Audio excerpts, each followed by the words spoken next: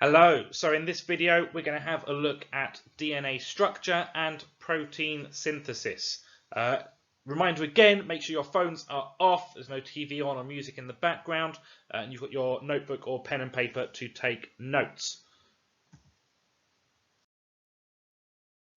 So having a look first at DNA structure. Now something we know is that DNA is very important, but we've not yet really looked at what it's made up of. And we know that DNA also carries the information to make proteins. That's pretty much all it does. And with those proteins, we can then build life out of it all. We have here a small section of DNA. And we've got a few things we need to look at. We've got these blue bits here with letters on them. We've got these pink bits, or these lilac-y bits. And we've got these circles here with a P on them. So same on the other side as well. I know these look like D's, but they are P's. They're just upside down. So we're going to have a look at what each thing is. So this first bit here, these P's, this is a phosphate group.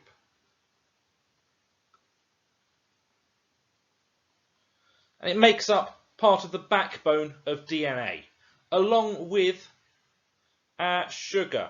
Here we have a sugar molecule. This sugar molecule is called deoxyribose.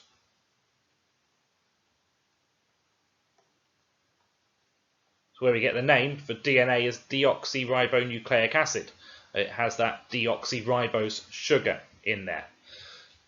And we've got our phosphates and our sugar all joined together. So phosphate, phosphate, sugar, phosphate, sugar, phosphate, sugar, phosphate, sugar, phosphate, sugar, and so forth.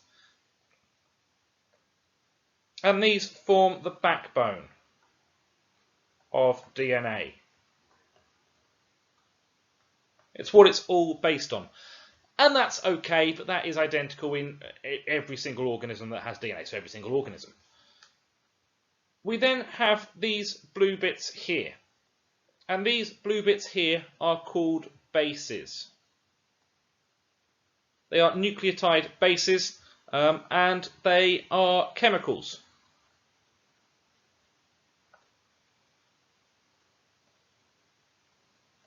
That contain the information for, or that contain the information for amino acids, or for which amino acid to use. So the instructions for building proteins.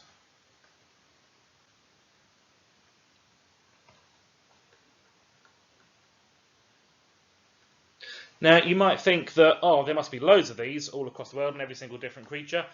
There's not. There's only 4.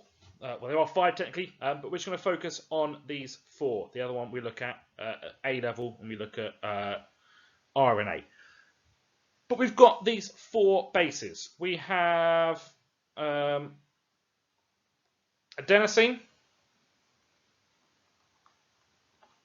cytosine,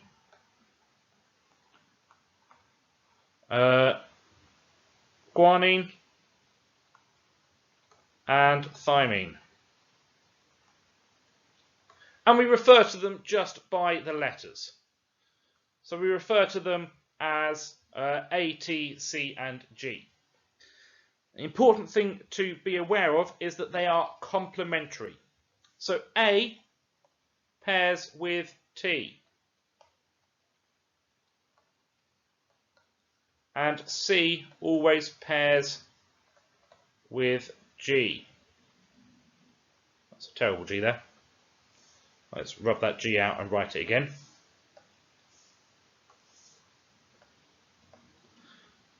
Now they're complementary, and this is really useful because when we do protein synthesis, we need to take this information out and bring it across. So they will pair up, they are complementary. So we've got 4 bases, A, T, C, and G. Now, A pairs with T and C with G. They are complementary. Say it again, A pairs with T and C pairs with G. They are complementary. So when we're looking at protein synthesis, we need 3 nucleotide bases, so 3 bases along with their phosphates and sugar. So a base is a nucleotide base, is a base, a sugar, and a phosphate. So one of those little molecules we saw all joined together. And we need 3 of those to make 1 amino acid. Now proteins are made up of hundreds of amino acids. We get hundreds of them all joined together and folded into a particular shape. So we've got the DNA is in the nucleus. Protein synthesis. So protein synthesis is making proteins.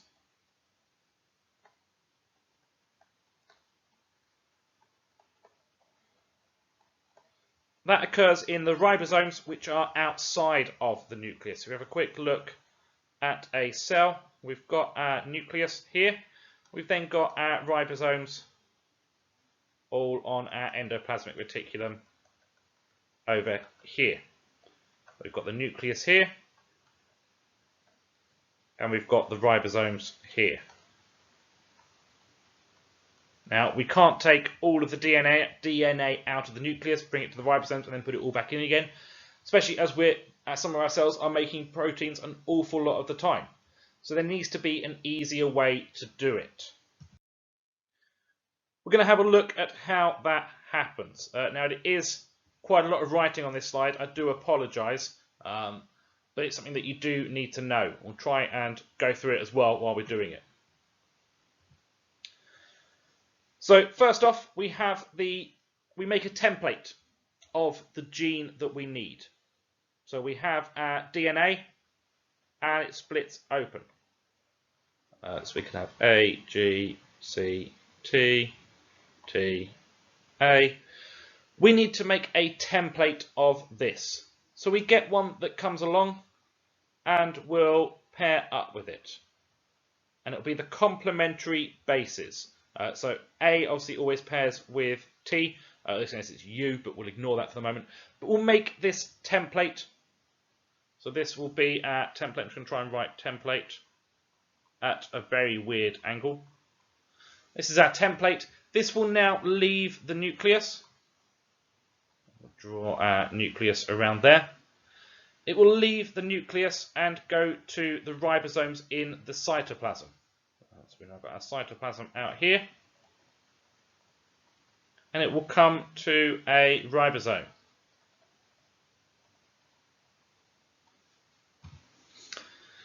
Now, inside our cytoplasm, we have amino acids just floating around. And there's about 20 different types of amino acids. We break them down from protein that we eat, gets absorbed in our cells, so they can be used to make proteins ourselves. And we have little carrier molecules on them. These carrier molecules will match up with the template on here. Just draw this onto here now. Our template's moved over to the ribosome. They will be brought to the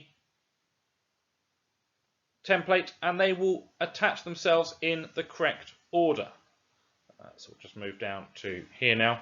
This is our ribosome still.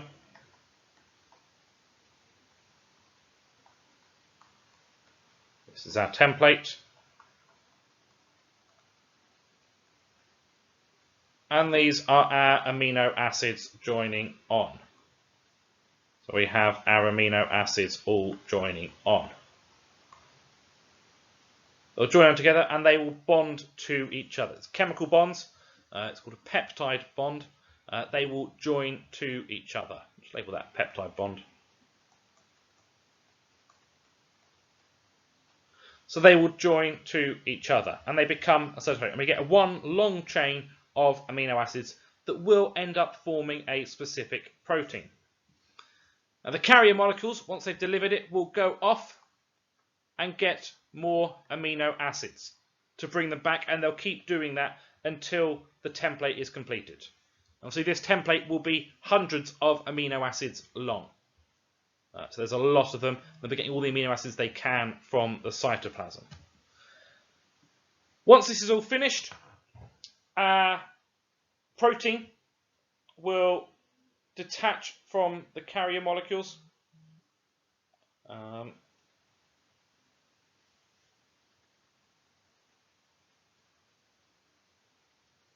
So the protein will detach from the carrier molecules and the template and go off around.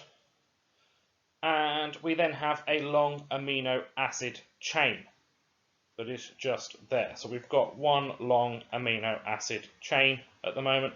It's not quite a protein yet. It has its primary structure, but it's not going to be able to do anything just yet. So we now need to fold them into a certain shape. The shape they're folded into depends on the protein that we are making. So if, for example, we're making an enzyme, we want to have an active site. An enzyme, you will remember, is a biological catalyst.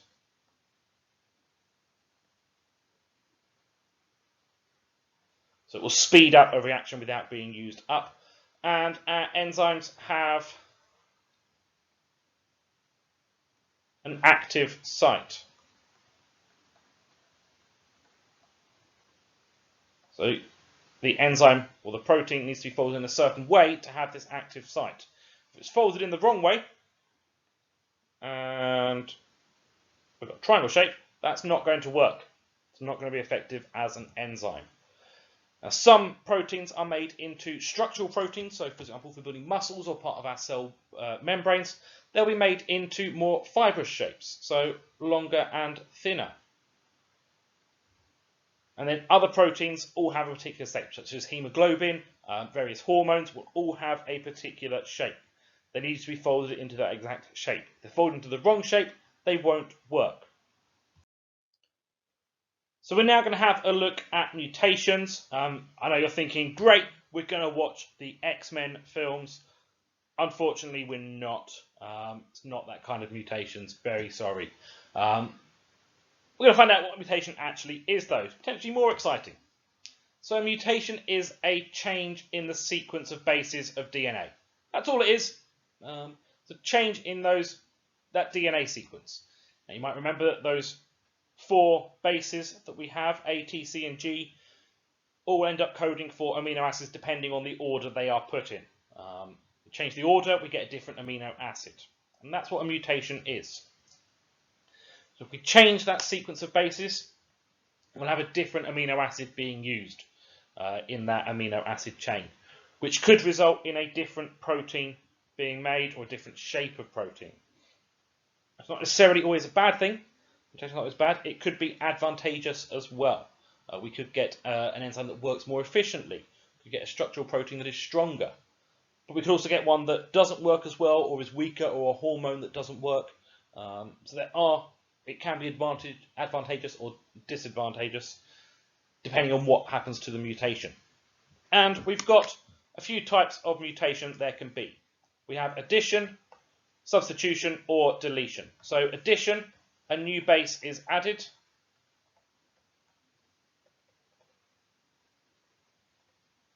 Substitution, a base is changed for another one.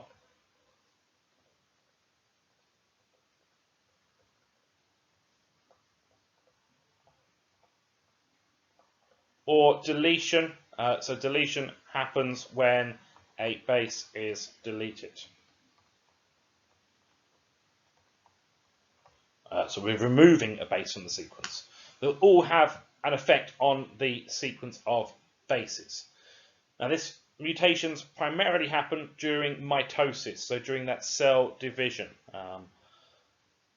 where mistakes can happen when we're copying the chromosomes. When we're duplicating those chromosomes, contain the DNA and all those sequence of bases, mistakes can happen during that time. But we'll look at a bit more mutations in our next lesson, which I think will be after half term now. So I have to try and remember and hang on to this. For now, though, you have some questions to do. So you've got 5 questions and a stretch and challenge. Please pause the video now to have a go at doing the questions, and the answers will be on the next page.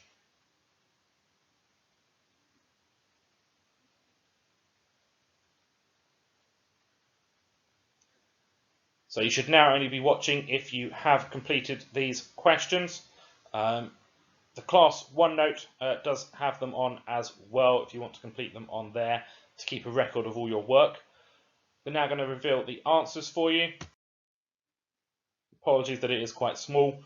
Do feel free to pause the video to mark your answers.